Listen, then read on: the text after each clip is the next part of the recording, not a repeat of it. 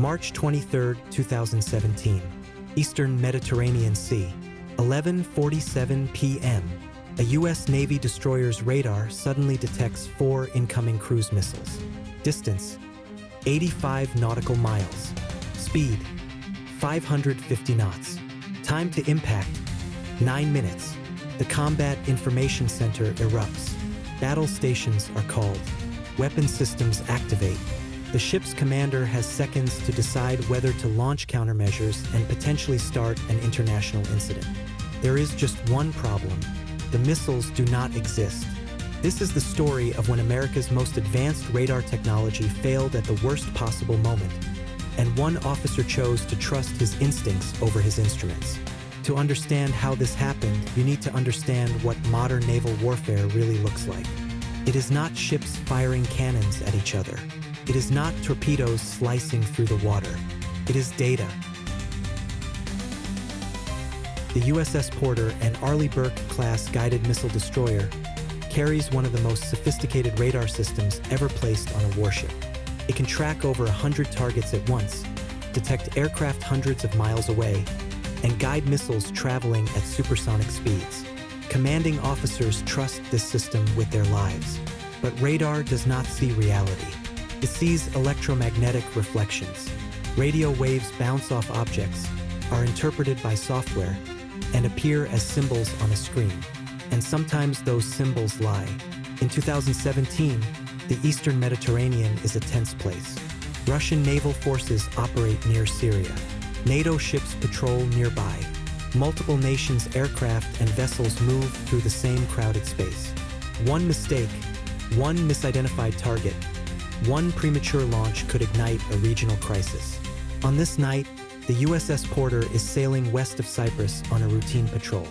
The sea is calm. The sky is clear. Inside the Combat Information Center, an operations specialist monitors his console. At 11:47 p.m., the screen suddenly fills with new data. For contacts appear. The system automatically classifies them as hostile. They are coming from the east, flying low over the water, moving fast.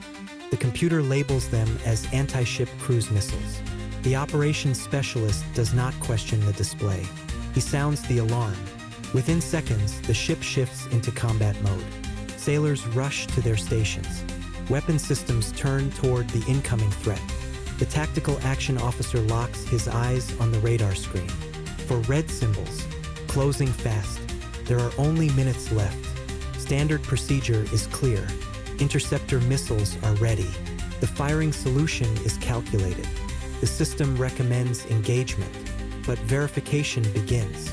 Identification signals show nothing. Other radar systems see nothing. External command centers report no aircraft or missiles in the area. The main radar insists the threat is real. Every other source says it is not. The symbols continue to move closer. The tactical action officer must decide. Lieutenant Commander Marcus Webb, 34 years old, looks at the data and feels something is wrong. The pieces do not fit. He orders his team to hold fire. Instead of launching weapons, he tells them to inspect the radar system itself. This decision goes against instinct, training, and expectation. If he is wrong, the ship could be destroyed. The radar operators dig into system logs and diagnostic data. Buried in the software is a small error. Earlier that day, fighter jets had passed through the area. Their radar tracks were never fully cleared. A software bug caused those old tracks to reappear, transformed by the system into something far more dangerous. They were not missiles. They were ghosts. The false tracks are deleted. The alarms stop. The ship stands down. 6 minutes and 18 seconds after it began, the crisis ends. No shots were fired. No incident occurred. Officially, everything went right. But the reality is more complicated. Commander Webb did not act on certainty. He acted on doubt. If he had been wrong, his hesitation would have cost hundreds of lives. The Navy investigated the incident.